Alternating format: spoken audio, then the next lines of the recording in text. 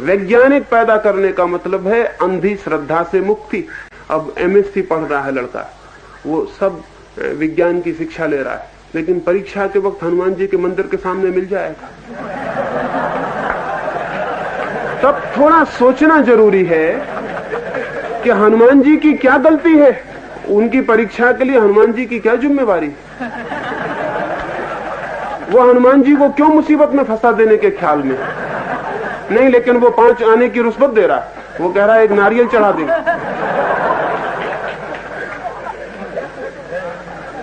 भारत में अगर हमें एक वैज्ञानिक समाज की दिशा में सोचना हो तो हमें वैज्ञानिक चित्त कैसे निर्मित होता है इस दिशा की बात समझ लेनी जरूरी। जीवन चलता है कार्य कारण से, अंधविश्वासों से नहीं। जिंदगी चलती है एक वैज्ञानिक व्यवस्था से, हमारी कल्पनाओं और श्रद्धाओं से नहीं। सोमनाथ पर हमला हुआ तो सोमनाथ में 500 पुजारी थे, करोड़ों रुपए की संपत्ति थी। आसपास के राजपूत राजाओं ने उन्हें खबर भेजी कि हम रक्षा के लिए आए, तो उन पुजारियों ने कहा पागल हो गए हो, जो भगवान सबकी रक्षा करता है उसकी रक्षा तुम करोगे। उनकी दलील तो बिल्कुल ठीक थी। उनकी दलील से लड़ना मुश्किल हो गया, और इसलिए मुश्किल हो गया कि वो राजा भी उसी दलील को मानते थे। उन्होंने कहा बात तो ठीक है, भगवान सबका रक्षक, हम उसकी रक्षा कैसे करेंगे। तो राजाओं का ये निवेदन कि हम रक्षा करने आए, पुजारियों ने इंकार कर दिया। उन्होंने कहा कि तो नास्तिकता की बात है, तुम और भगवान की रक्षा करोगे, भगवान सबकी रक्षा कर रहा।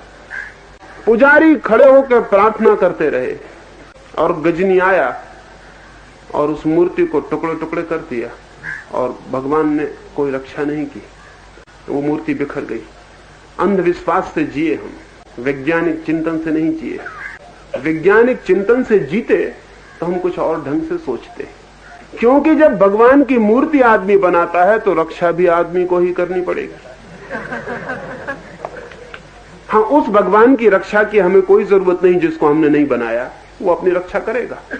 लेकिन जिस भगवान को हमने बनाया, बनाएंगे हम और रक्षा भगवान करेगा।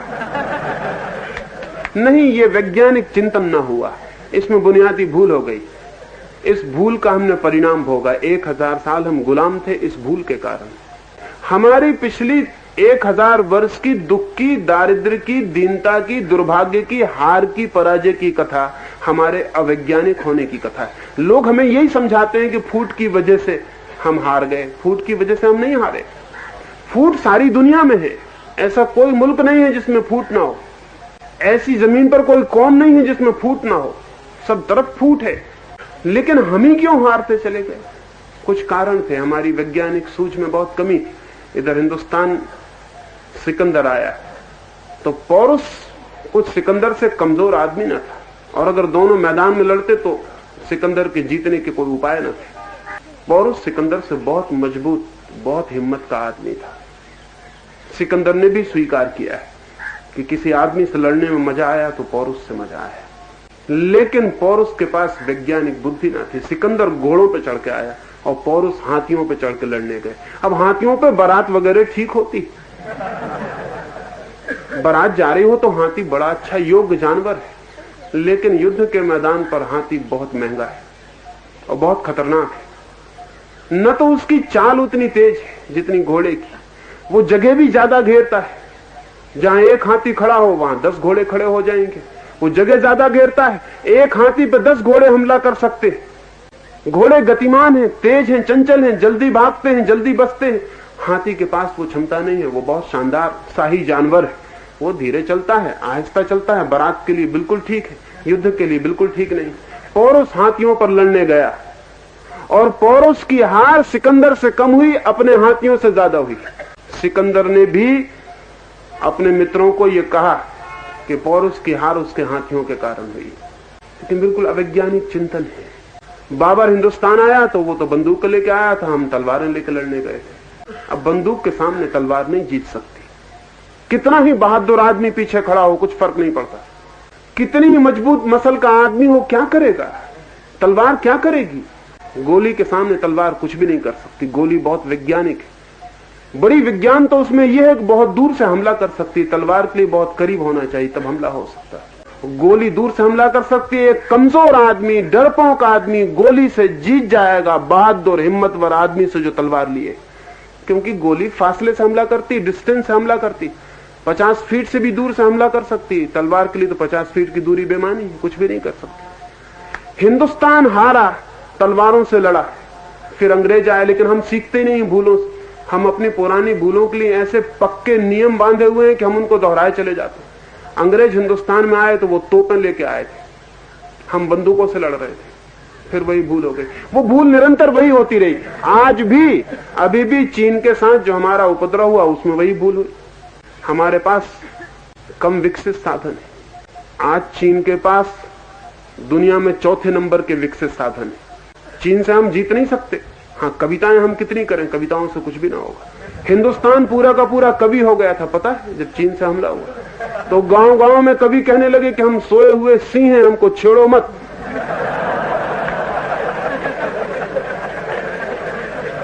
मैं तो बहुत हैरान हुआ। मैं इसलिए हैरान हुआ कि अब तक किसी सिंह ने कभी कविता नहीं की, और सिंह को छेड़ो तो पता चल जाता है कि क्या होता है, तो कुछ कहने की जरूरत नहीं होती। सारे हिंदुस्तान में कवि कविताएं करने लगे, रंगमंचों पर नाटक होने लगे, जैसे कि रंगमंचों के नाटकों कविताओं से कोई युद्ध जीते जाने वाले। और फिर हम हार गए और लाखों मील की जमीन चीन ने कब्जा कर ली। जिन्होंने कविताएं की थी उनमें से कोई पद्मश्री हो गए, कोई कुछ हो गए, कोई कुछ हो गए। अभी मैं गांव गांव पूछता हूं कि वो पद्मश्री कहां हैं जिन्होंने कहा था कि हम सिंह, हमें छेड़ो मत। वो जमीन का क्या होगा? दिल्ली में एक बड़े नेता से मैं कह रहा था, उन्होंने कहा वो जमीन बिल्कुल बेकार है, उसमें घास भी पैदा नहीं होता। तो मैंने कहा अगर ऐसा ही था तो पहले से चुपचाप दे देनी थी, फिर झंझट क्यों करनी, इतने आदमी क्यों मरवाए, और नहा कितनी कविता किस लिए की। पहले ही कहते थे कि जमीन बेकार है, संभालो। जब हार गए तो कहते हो जमीन बेकार है। लड़े क्यों थे उस पर अगर जमीन बेकार थी? तो फिर तुम जिम्मेदार हो हजारों लोगों के खून का, जिनको तुमने मरवाया। वहां जिनको तुमने मरवाया उनका जुम्मा किसका है? फिर अगर तुम कहते हो जमीन बेकार है तो वहां लड़वाया क्यों अपने जवानों को? वहां जाते उनकी जान क्यों मरवाई? वहां उनको क्यों कटवाया? उन्हें नहीं कटवाना था, चुपचाप पीछे हटाना था। और मैंने कहा और पता लगा लो कि मुल्क में जमीन कहां कहां बेकार है, वो सबको सौंप दो, नहीं किसी दिन झंझट हो जाए। हम कविताएं करते हैं, हम कल्पनाएं करते हैं, लेकिन कल्पनाएं और कविताएं जीवन के यथार्थ के संघर्ष में टिक नहीं सकती। वैज्ञानिक होने का अर्थ है जीवन के यथार्थ की पकड़, वो जो ऑथेंटिक रियलिटी है उसकी पकड़, जीवन के तथ्य की पकड़। जीवन की तथ्य की पकड़ हमारी बहुत कम रही, इसलिए हम बहुत दुर्दिन देखे। आने वाले भविष्य में जीवन के तथ्य को ठीक से पकड़ना जरूरी। एक बात अंधविश्वास से नहीं, वैज्ञानिक विचार से जीवन के तथ्य को पकड़ना होगा। अब जैसे आज हमारी संख्या बढ़ी चली जाती है तो हम वही बातें कर रहे हैं जो हमें नहीं करनी चाहिए। हम कहते हैं बच्चे तो भगवान दे रहा है। अब ये तथ्य का पकड़ना ना हुआ। अगर बच्चे भगवान दे रहा है तो रूस के साथ अलग नियम का उपयोग करता है, हमारे साथ अलग नियम का। फ्रांस के साथ अलग नियम का, हमारे साथ अलग नियम का। फ्रांस की 20 साल से जनसंख्या नहीं बढ़ी, तो भगवान भी बड़ा अद्भुत है कि यही बच्चे दिए चला जाता। इधर हमसे नाराजगी क्या है उसकी? यानी हमसे ज्यादा पूजा नहीं करता, हमसे ज्यादा कोई प्रार्थना नहीं करता, हमसे ज्यादा भजन कीर्तन नहीं, अखंड चल रहे हैं, चाहे किसी की नींद हो पाए चाहे ना हो पाए, रात रात भर चल रहे हैं, फिर भी नाराज है कुछ हमसे। लेकिन हम यही कहे चले जाते हैं कि बच्चे तो भगवान देता, हम क्या कर सकते हैं। नहीं, बच्चे भगवान नहीं देता, बच्चे हम ही पैदा करते हैं, और हम चाहें तो बच्चे रोक सकते हैं। ये तो जीवन के तथ्य को पहचानना होगा। और अगर आज हम बच्चे नहीं रोकते तो हम 10 साल में उस जगह पहुंच जाएंगे जिस हालत में हम कभी भी नहीं पहुंचे। अभी पश्चिम के सारे वैज्ञानिक विचारक इस चिंता में पड़ गए हैं कि 10 साल या 15 साल के भीतर हिंदुस्तान में इतना बड़ा अकाल पड़ेगा जिसमें 10 करोड़ लोग भी मर सकते हैं। लेकिन हिंदुस्तान में किसी को फिक्र नहीं। यानी मैं बहुत हैरान हूं, वो कैलिफोर्निया यूनिवर्सिटी में सेमिनार करते हैं कि हिंदुस्तान में 15 साल के बीच जो अकाल पड़ेगा उसमें कितने लोगों के मरने की संभावना है, लेकिन हिंदुस्तान में हमें कोई फिक्र नहीं। हम सोचते भी नहीं, हम कहते 15 साल बहुत लंबा वक्त है, अभी हमको 15 साल जब आएगा तब देखेंगे। जब आग लग जाएगी घर में हम कुआं खोद लेंगे। इतनी जल्दी कुआं खोदने की जरूरत क्या है? 15 साल में हम इतनी संख्या पैदा कर लेंगे कि हमारा जीना बहुत मुश्किल हो जाए। 1947 में पाकिस्तान अलग हुआ था। 20 साल में जितने पाकिस्तान में लोग गए थे उससे ज्यादा हमने पैदा कर ली। एक पाकिस्तान हमने पैदा कर लिया, हमारा कोई कुछ नहीं बिगाड़ सकता। कितने ही पाकिस्तान बनाओ, हम फिर पैदा कर लेंगे। इतनी बड़ी संख्या का बोझ, इतनी बड़ी संख्या का बोझ हमें जिंदगी को ठीक से जीने में समर्थ नहीं बना सकता। हम रोज दरिद्र होते चले जाएंगे, हम रोज दरिद्र हो रहे, लेकिन तथ्य की हमारी पकड़ नहीं। हम कहते हैं, हम पुरानी बातें कहे चले जाते हैं कि दाने दाने पर लिखा है खाने वाले का नाम। बड़ी मजे की बात है। तो हम अभी भी ये कहे चले जा रहे हैं, पर दाना भी तो होना चाहिए, तब तो उस पर नाम होगा। दाना ही नहीं होगा तो नाम कैसे होगा? दाना भी पैदा करना जरूरी है। आज अमेरिका में 4 किसान जो मेहनत करते हैं, उसमें 1 किसान की मेहनत का हम भोजन कर रहे हैं। ये कब तक चलेगा? अमेरिका पे बोझ भारी हो गया है और अमेरिका की जनता अमेरिका पे दबाव डालती है कि अब ज्यादा नहीं, क्योंकि क्या मतलब है देने का? कोई मतलब नहीं है देने का। आज हम मजे से जी रहे हैं, एक अर्थ में चुपचाप खाने पीने को मिल जाता तो हमें कोई फिक्र नहीं, लेकिन हमारे लिए मेहनत अमेरिका का किसान कर रहा है, कनाडा का किसान हमारे लिए मेहनत कर रहा है, दवा हमारे लिए कोई भेज रहा है, खाना कोई भेज रहा है, कपड़े के लिए कोई फिक्र कर रहा है। ये कितनी देर चल सकता है? दुनिया के ऊपर निर्भर होकर हम कितनी देर समर्थ हो सकते? और अगर ये दीनता हमारी बढ़ती चली जाती है और हम तथ्यों को नहीं पकड़ते, तो हमारे अतिरिक्त और कोई जिम्मेदार नहीं होगा। तो मैं ये कह रहा हूं कि हम तथ्य को पकड़ें। अब तथ्य ये है कि संख्या जरा भी आगे नहीं बढ़नी चाहिए, तो हम शायद कोई उपाय कर सकें कि मुल्क को किसी तरह बचाया जा सके। अन्यथा अगर 10 करोड़ लोग मरे अकाल में, तो जो बचेंगे जिंदा, उनकी हालत भी जिंदा जैसी नहीं रह जाएगी। अगर एक गांव में 50,000 की बस्ती में 5,000 10,000 आदमी एकदम से मरने की हालत में पहुंच जाएं, तो बाकी लोग भी अधमरी हालत में हो जाएंगे। उनकी जिंदगी भी ठीक अर्थ में जिंदगी नहीं रह जाएगी। आज वैसी हालत है, लेकिन हम तथ्य पर सोचने के आदी नहीं है। हम कहते हैं जिसने पैदा किया है वो फिक्र करेगा। हम कहते हैं कि जब उसने हमें मुंह दिया है तो वो हमको रोटी भी देगा। जिसने चोंच दी है वो चून भी देता है। ये हमारी ख्याल है। इस तरह नहीं चल सकता है। जिंदगी के और सारे पहलुओं पर सोचने पर ख्याल में आएगा, इस तरह नहीं चल सकता है। आज भी हम ज्योतिषी के पास जाके अपना हाथ दिखला रहे हैं कि हमारी उम्र कितनी, जबकि सारी दुनिया उम्र बढ़ाए चली जा रही। रूस में 1917 में उम्र थी 23 वर्ष औसत उम्र। आज रूस की औसत उम्र है 68 वर्ष। प्रति वर्ष 1 वर्ष औसत उम्र बढ़ी है। आज स्वीडन और स्विट्जरलैंड की औसत उम्र है 78 वर्ष। बेल्जियम जैसे मुल्क की उम्र औसत उम्र है 82 वर्ष। वो अपनी उम्र बढ़ाए चले जा रहे हैं। सोचें थोड़ा, हमारी उम्र है 29 वर्ष औसत उम्र। 29 वर्ष जब हमारी औसत उम्र है, तब हमारे यहाँ 70-80 साल का बूढ़ा बहुत आसानी से मिल जाता है। जिनकी उम्र 80 साल औसत उम्र है, उनके यहाँ अगर 200 साल का बूढ़ा मिलने लगे तो कोई कठिनाई है? कोई कठिनाई नहीं। आज रूस में 150 वर्ष के ऊपर हजारों लोगों की संख्या में उम्र के लोग। जब 150 वर्ष की उम्र तक कोई बूढ़ा आदमी जीता है, तो जवानी का स्पैन बढ़ जाता है, क्षेत्र बढ़ जाता है। वो 100 वर्ष तक जवान होता है। अभी बर्टन रसल ने 92 वर्ष की उम्र में शादी की, तो हम बहुत हैरान हुए कि 92 वर्ष का बुढ़ा शादी करता। हम गलती में, असल में 92 वर्ष का बुढ़ा ही नहीं है वो। हम 92 वर्ष हमारे ख्याल से तो मरा हुआ आदमी शादी कर रहा। 92 वर्ष का बुढ़ा भी कहां होता है हमारे पास? हमारे हिसाब से तो पोस्थुमस मैरिज है ये। आदमी मर चुका होगा, आप कहां शादी कर रहा है? मर जाना था 70 साल में, 22 साल हो चुके मरे हुए, अब शादी कर रहा है। नहीं, लेकिन बर्टन रसल 92 वर्ष में भी स्वस्थ है, ताजा है, प्रसन्न है, आनंदित है, शादी कर सकता है। सारी दुनिया उम्र बढ़ाए चली जाती है और हम कहते हैं उम्र तो भाग्य में लिखी। और सारी दुनिया को हम नहीं देखते कि उम्र बढ़ती चली जा रही। भाग्य में कैसी लिखी? सिर्फ हमारे भाग्य में लिखी और किसी के भाग्य में नहीं लिखी। सारी दुनिया में आदमी का स्वास्थ्य अच्छा हुआ है, उम्र बढ़ी है, मस्तिष्क अच्छा हुआ है, बुद्धि बढ़ी है, प्रतिभा बढ़ी है, लेकिन हम भाग्य को मानकर बैठे हुए। हम कहते हैं भाग्य में जो लिखा है वो हो रहा है। ये तथ्य को छोड़ना है और कल्पनाओं में जीना है। हमने बहुत मुसीबत में ये कल्पनाएं गढ़ी थी, अब हमें छोड़ देनी चाहिए। असल में बहुत तकलीफ में एक ही सहारा था हमारे पास कि हम ये कहते कि ये तकलीफ हमारा भाग्य है। इस भांति सहने में सुविधा हो जाती थी। बहुत मुसीबत हो तो ये कह के कि हमारा भाग्य है, सहने में सुविधा मिल जाती है, संतोष करने में रास्ता बन जाता है, कंसोलेशन के लिए, सांत्वना के लिए व्यवस्था हो जाती। हमने हजारों वर्ष की दुख और परेशानी में भाग्य की धारणा विकसित की और हमने कहा सब भाग्य है, जैसा है वैसा होता है। जब ये मान लिया कि जैसा है वैसा होता है तो फिर हमारे भीतर पीड़ा मिटाना, बदलना सब समाप्त हो गया। हम चुपचाप राजी हो गए। जिंदगी के लिए परिवर्तन की और क्रांति की संभावना विदा हो गई।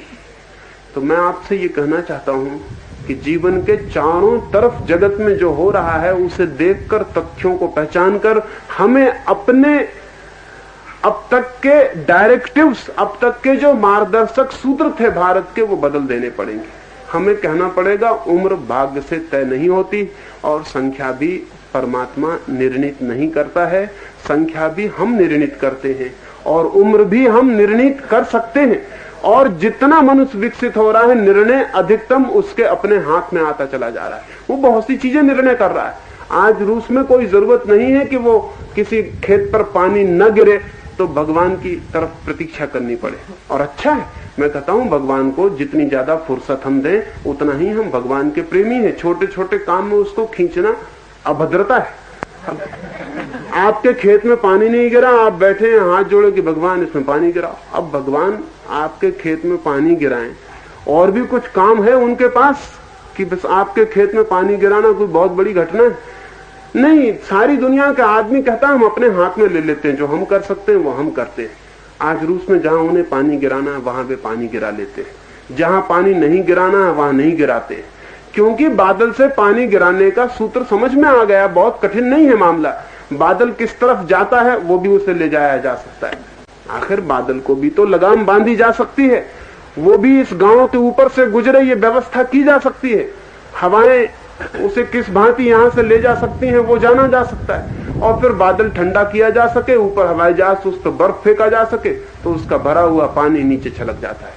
तो उन्होंने तो अब पानी बरसाने की व्यवस्था कर ली। लेकिन हम आज इस 20वीं सदी में भी अगर पानी ना गिरे तो यज्ञ कर रहे हैं। हम यज्ञ करेंगे अगर पानी ना गिरे तो। और मजा यह है कि हम हजारों साल से यज्ञ कर रहे हैं, फिर भी हमने अब तक ये नहीं सीखा कि यज्ञ इतना करने पर भी पानी नहीं गिरा है। लेकिन हम उसे दोहराए चले जाएंगे। फिर मैं ये नहीं कहता हूं, मैं ये कहता हूं कि यज्ञ भी जिन्हें करना हो वो भी प्रयोगशाला में सिद्ध करके दिखा दें कि हम ये यज्ञ किया, ये बदली से पानी गिरा लिया। वो प्रयोगशाला में सिद्ध कर दें तो सारी दुनिया के काम की हो जाएगी बात, सारी दुनिया यज्ञ कर लेगी। लेकिन हम वो भी सिद्ध करके क्या बताएंगे? हमारा चेहरा कुछ भी सिद्ध करने का नहीं रह गया।